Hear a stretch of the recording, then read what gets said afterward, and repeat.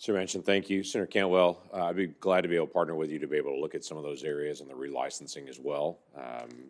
I thank you for your work in the past on that. You know there are obvious issues on this as well. Oklahoma has 10 hydro facilities in Oklahoma, and that's a small dot of what you have in the Northwest for hydro facilities, but we use hydro as well, and it's been a good source of power. But our challenge has been the relicensing process. Actually, we have some of our facilities that took 5 years from when they first dreamed of doing it to when they were done with construction. Those same facilities now going through relicensing. It's 8 years just to be able to relicense a facility that only took 5 years to build at the very beginning of it. And so there's been some real challenges, and some of that's been agencies don't follow FERC's guidelines. And it's one of the areas I want to be able to ask Mr. Wolf about as well, is that FERC will set a guideline of when agencies have to give a response, and agencies say, we'll give you a response when we feel like it, and are not following through on those timelines. And so giving agencies a set structure of when they have to actually respond would also be helpful, I think.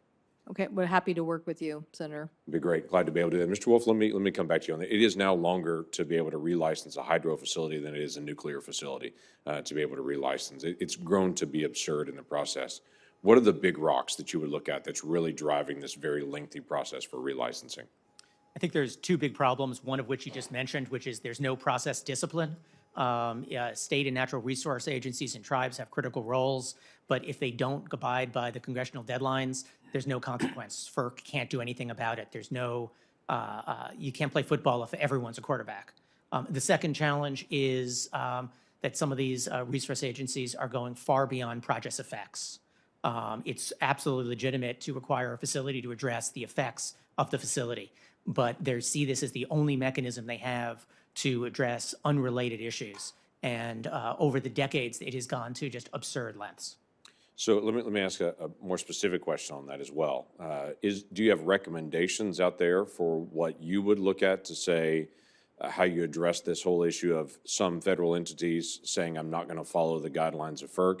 FERC sets a timeline, other entities like, we'll do it when we feel like it, and it may stretch on forever. Is there some way to be able to do that you're making a recommendation on?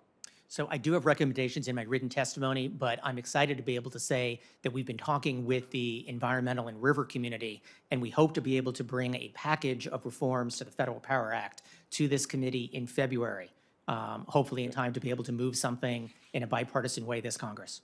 That shouldn't be a problem. This Congress has been great at moving bipartisan things, so that shouldn't be an issue. Let me ask another issue on this. You bring up some of the other things that every time the relicensing happens, it seems to draw on every issue in the entire region in the process. That is a discouragement to doing additional hydro that's out there. We have 90,000 or so locations in the country that could do hydro, but only a fraction of them actually do. Do you see that as some facilities and locations would say, we don't want to go through and actually put hydro in this area because it also affects everything else in the area? You see that as an ongoing discouragement that should be addressed?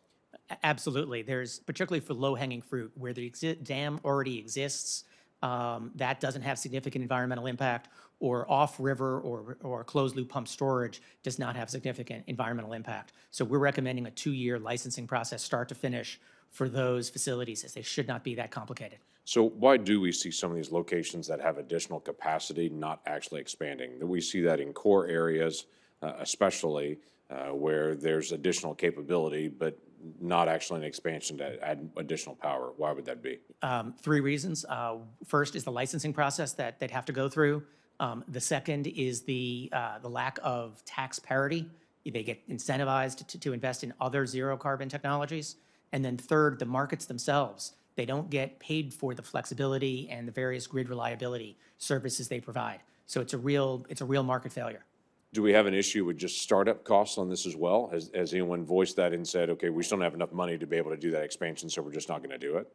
So absolutely. I mean, it's all upfront costs because the resource is free. The water is there. So it's all upfront startup costs, which is a challenge. But obviously it pays for itself over time, which is actually income from that are coming in. And these facilities last 50, sometimes 100 years. So they are amazing investments. So do you see an issue that Congress needs to address how we handle the upfront costs and the payback on that? Because often in our appropriation process, we'll actually say, okay, if it doesn't pay for itself in a year, then we're not going to be able to do it. And so literally you don't allocate money to something when other bonds, other issues actually do pay for itself over time. we need to think of hydropower as like other infrastructure, like bridges and roads. It shapes communities. It lasts for generations. We can't expect to finance it like a wind or solar project that are going to have a short lifespan. Okay, Mr. Chairman, may I ask one additional question? I know I'm over time. I have this understanding, I heard this rumor as well, that you might be from Tulsa, Oklahoma. I am Is from that Tulsa. true or false? That is true. You still live in Tulsa, Oklahoma? I do not, unfortunately. There are homes for sale in Tulsa. You're welcome to be able to come back anytime. So thank you, Mr. Chairman. Thank you. Thank you.